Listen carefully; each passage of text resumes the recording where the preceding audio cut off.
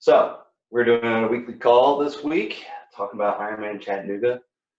Specifically, want to get into posted a few questions in some of the groups, kind of what their biggest surprise was, and one of them was obviously the heat for this year. The race is in September 29th this year.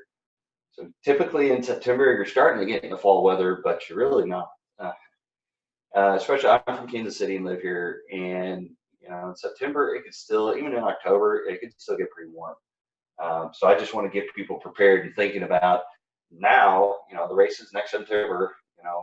11 months away, but there's a lot you could be doing in that time, getting up to race day, especially off season, and then during your race specific training, to emulate those conditions, to get prepared for them. Even if you're training inside all the time, there are ways you can also adjust and get acclimated so you can do better on race day, especially in the heat. So obviously, if you live in conditions that's similar to hot and humid, like Chattanooga is, very hot, very humid for last year specifically in like 2016.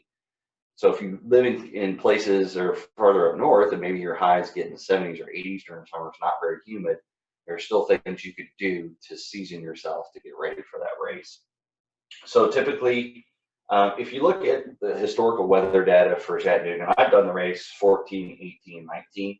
So 2014 was my PR for Ironman distance, and it's probably no surprise because it was in the 70s. Basically, when I got off the bike, it actually kind of rained on me a little bit, and it was perfect conditions to be able to run, process your nutrition.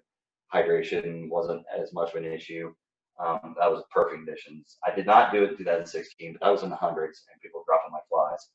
I did it last year. It was in the 80s, so I had some problems with that. A little bit warmer than I was hoping for on race day. And I am just a huge, salty, just sweating by the minute type of person. 2019, this year it was in the 90s. It was hot. It was pretty miserable. Made the run very difficult once I got past 10 miles. Just a lot of different, and unfortunately, like I tell most people, you learn more from your mistakes than you do from your victories, because you kind of look back and you're like, oh, I did everything perfect, and you try it again in the next race. It's like, well, then you kind of poke holes in your plans that didn't really work very well. But for me personally, here in Kansas City, our climate is very much similar to Chattanooga. It's hot, it's humid. So doing my training outside was the key, and especially I break up my long runs. I do one in the morning, and I do one either over lunch or in the evenings, and to get those in there during the weekdays, so it doesn't take me out of a weekend day. So usually those conditions, even in the mornings around here, it was like almost 80 degrees and 75, 80% humidity. So by the time I got done with that run, I lost 5 or 6 pounds, even after like just a 13-mile run. I would lose 5 to 6 pounds of just water weight.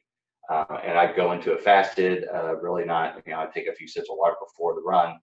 But that was part of my plan to get me used to hot and humid conditions, to build up that plasma storage.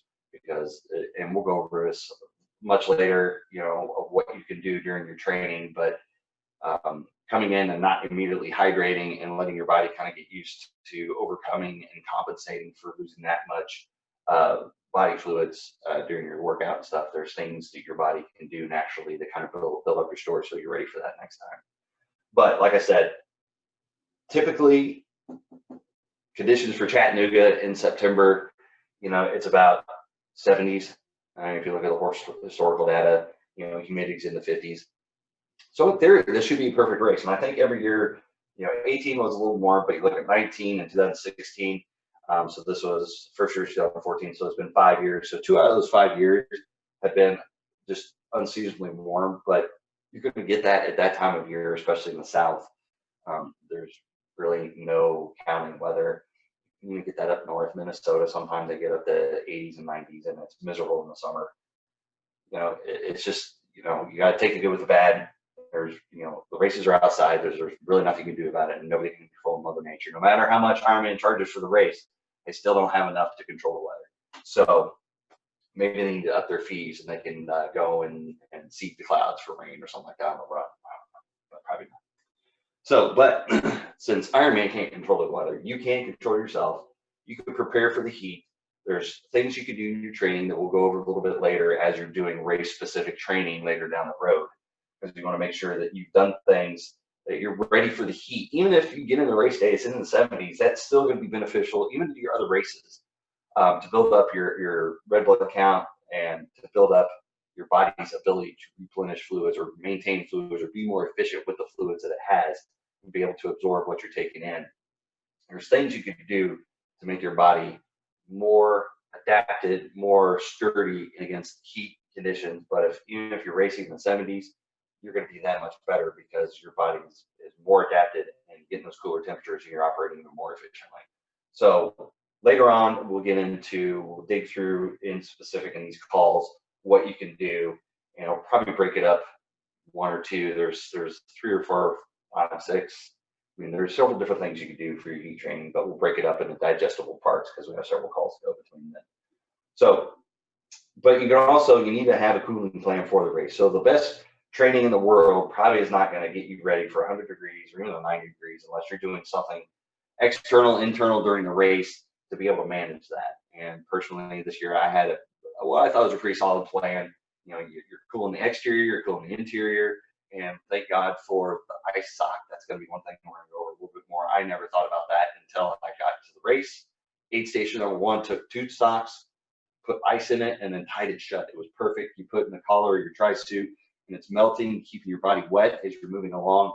And it was actually hot enough that a tube sock about that long, about that big around, that's what she said, was filled with ice, and that melted about a mile between each aid station. So that should tell you how hot it was and how hot the body was. But it actually did a good job in my perception of weather. It was not just oppressively hot, and I don't do well in hot weather anyway. So it wasn't necessarily like going into a blast furnace like usually I would consider in the 90s when you got 70% humidity. It was actually pretty bearable, especially with my tri-suit. It was the super high tech. It was a Zoot tri-suit, and they're really good about designing fabric now that helps get that moisture off your body and keep it cool as possible. Unfortunately, it was hot, and it led to I probably should have adjusted more nutrition on the bike to be able to get to the run a little bit easier, and maybe start taking in things like found that Red Bull really helped. Cold Red Bull with ice. That's another key component, and we'll unpack that a little bit more later. But so have a good cooling plan, and I posted some tips on that on the Facebook page, some graphics. I've done some tip videos on that, so you can always review that and have a good game plan. Especially you're this far out, so you can really plan. You can go out and buy the most awesome tube socks in the world that's really colorful and really unique. There's also, you can do many things with the tube socks, but basically a sock, and people make, I guess there's bandanas that are out there that you can put ice in, that you can wrap up and put on there, but that tube sock was magic. I could take that tube sock, and if I had some leg cramps, I can actually stuff in my tri-suit, and it would keep the ice localized. It wouldn't slide around, but it was kind of melting as you're going along, so it was a little bit easier to work as it was melting. It was just a really convenient way to keep cool and use spot treating, especially for cramps and stuff like that. So these are going to be the main components that we're talking about. And as we go through, we'll kind of, like I said, we'll unpack these a little bit more when we start getting into race specific training. Over the winter, it's a little bit less impactful, unless you've got an early season triathlon that you really want to do well at, in April or May or something like that. We do have races here in Kansas City in May, but at that point, it is pretty cold outside. So there's not as much benefit when you're dealing with 50s at race start and 60s and 70s. You get some benefit, but really at that point in time, I'm still kind of in my postseason build and stuff like that. So I'm not in a race specific training mode. I am doing Ironman Tulsa this year, so I would take that in consideration, but in all reality, Ironman Tulsa probably will not be that warm as well. So, but this, especially for Ironman Chattanooga, I think you need to bank. It's going to be hot. It's going to be warm. So if it's not, then hey, you're all the better for it. You still need a little bit of a cooling plan. But all that training you've done, especially when you're doing your long rides, your long runs, your high intensity stuff, things you could do during, before, and after that really make an impact. And it's really passive. You don't have to go out and do 20-mile runs in the middle of the day to really get your impact. That's going to cause more damage than help. But there's things you can do even in your hour workouts that So that's the key, is just want everybody to be aware that that weather is going to be a problem. And a lot of people were surprised by that, that it was actually, I mean, we knew 2 or 3 weeks out what the weather forecast was. We knew it was going to be in the 90s. We knew the humidity was going to be up. Everybody just kept watching, and it went from I think it was originally in the 80s about a month out, creeped up to low 90s, 92, 95, 96, 98. I think at one point it did get to 100, and then kind of went back down to, I think 96 was the day before forecast. So people knew it was coming, but you didn't know until really a month out really what it was going to shape up to be like. It could have been like 2018, it rained so much, but it could have been just warm in the 80s, but that humidity was just stifling. That's why they had to cancel the race or cancel the swim, is because they got so much rain that the river was overflowed. There's debris in there and the bacteria is up and all kinds of other stuff. But just be aware. Ironman Chattanooga in the September, you're thinking, oh, the fall, it's going to be great. Pumpkin spice, I'm really ready to go. You know, it's going to be hot. Like I said, there's been 2 out of the past 5 years, it's been over 90s, and even 2018 was pretty warm in the high 80s.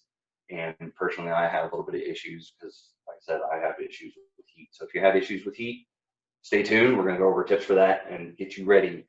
And that's really, once you start getting into the meat of the training plan, you start getting into June and July, it's really convenient timing because usually that's when the heat's firing up for everybody. So when you're going outside and doing stuff, that's a good time too. So we'll go over tips that will help you get adapted for the heat. But that's basically it for this week's call.